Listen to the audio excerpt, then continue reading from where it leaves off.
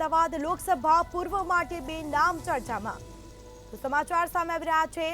અમદાવાદમાં પૂર્વ માટે હિંમતસિંહ પટેલ લડી શકે છે ચૂંટણી। તો અમિત નાયકે પણ ચૂંટણી લડવા ઈચ્છા વ્યક્ત કરી છે। અમિત નાયકે એક્સ હેન્ડલ પર પોસ્ટ કરી અમિત નાયકે પણ ચૂંટણી લડવા માટે ઈચ્છા વ્યક્ત કરી છે।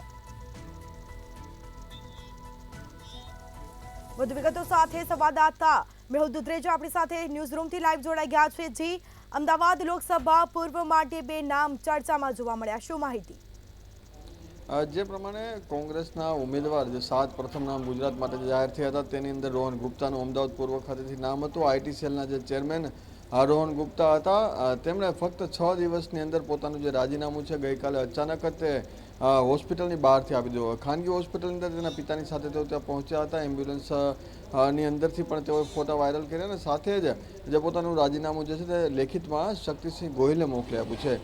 જે રાજીનામાની અંદર લખવામાં આવ્યું છે કે તેના પિતાની તબિયત નાદુરસ્ત હોવાના લીધે તેઓએ રાજીનામું આપ્યું છે। આ પ્રમાણે જે વાત છે તે હાલ વહેતી થઈ છે। એટલે કે કોંગ્રેસના પૂર્વ માટે જે એક ઉમેદવાર છે તે શોધવાની પ્રક્રિયા હાથ ધરવામાં આવી છે। આ સાથે સૌથી મહત્વપૂર્ણ જે બે નામ જે છે પોતાની દાવેદારી છે તે કરી રહ્યા છે। હિંમતસિંહ પટેલ જે પૂર્વ મેયર રહી ચૂક્યા છે ને શહેર કોંગ્રેસના પ્રમુખ પણ છે, હાલ તેનું નામ પણ ચર્ચામાં છે। પરંતુ ગયા અઠવાડિયે તેણે પોતાની જે ઈચ્છા જે છે તે લોકસભા ચૂંટણી નહીં લડવાની વ્યક્ત કરી હતી। તેમને પૂછવામાં આવ્યું ત્યારે તેમણે કહ્યું છે કે મારી કોઈ દાવેદારી નથી। ઘણા સિનિયર નેતાઓએ પોતાની લોકસભા ઇલેક્શન નહીં લડવાની જે ઈચ્છા છે તે વ્યક્ત કરી હતી, તે પૈકી હિંમતસિંહ પટેલ હતા। પરંતુ હવે તેનું નામ જે રોહન ગુપ્તાની જગ્યાએ ચર્ચામાં હાલ વધારે આગળ ચાલી રહ્યું છે। સાથે કોંગ્રેસના પ્રવક્તા છે અમિત નાયક, તેણે પોતાના સોશિયલ મીડિયા એકાઉન્ટ ઉપર કહ્યું છે કે તેઓ પણ ચૂંટણી લડવાની ઈચ્છા રાખે છે। એટલે કે રાહુલ ગાંધી જે યુવા નેતાઓને ચાન્સ આપવાનો પ્રયાસ કરે છે, તો અમિત નાયકે પોતાનું જે નામ છે તે ડાયરેક્ટ જંપલાઈ દીધું છે। હાલ હિંમતસિંહનું નામ જે છે વધારે મુખ્ય ચર્ચામાં છે। હજી પણ આજે CWCની જે બેઠક દિલ્હી ખાતે જે ચાલી રહી છે તે પૈકી ગુજરાતના ઘણા 8 થી 9 જેટલા નામ જે છે જાહેર થઈ શકે છે। 24 સીટો ઉપર કોંગ્રેસ જે છે તે ચૂંટણી લડવાની છે। 7 નામ જાહેર કર્યા, તેમાં રોહન ગુપ્તાનું એક નામ કપાતા 6 નામ છે। હવે ફક્ત 18 નામ બાકી છે, તો આજે રાત્રે 8 થી 9 જેટલા નામ ફરી આવી શકે છે। આ રીતની જે તૈયારી છે તે થઈ રહી છે। પરંતુ હિંમતસિંહ પટેલ જો દાવેદારી કરશે તો કોંગ્રેસને થોડો ફાયદો થઈ શકે તેવી શક્યતા છે, અથવા જો કોઈક નવું પણ નામ જે છે તે જાહેર થાય તેવી પૂરેપૂરી શક્યતા હાલ જોવા મળી રહી છે। જી, અમિત નાયકે એક્સ પર પોસ્ટ પણ કરી છે ચૂંટણી લડવા માટે કે હું પણ ઈચ્છા વ્યક્ત કરું છું, શું માહિતી? જે પ્રમાણે તમામ જે ઉમેદવારો હોય છે તે જે કાર્યકર્તા હોય છે, હોદ્દેદારો હોય છે, તે પોતાની ઈચ્છા વ્યક્ત કરી શકે છે, પરંતુ તેની માટેનો ક્રાઇટેરિયા રહેલો છે। તેમણે અલગ જે ક્રાઇટેરિયા છે તેની અંદરથી પસાર થવું પડે છે। ત્યારબાદ જે શોર્ટલિસ્ટ નામ જે થયેલા હોય છે તેઓના જે નામ જે છે તે દિલ્હી ખાતે જાય, ત્યારબાદ જે નામ છે તે ફાઇનલ નામ જાહેર થતું હોય છે।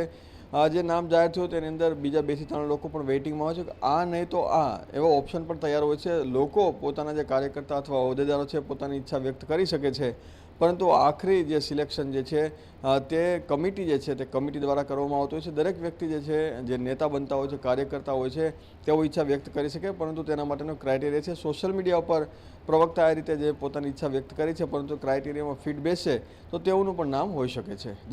જી, તમામ જાણકારી આપવા બદલ આપનો આભાર। તો સમાચાર પ્રાપ્ત થયા છે તો કહી શકાય કે અમદાવાદ લોકસભા પૂર્વ માટે બે નામ ચર્ચામાં।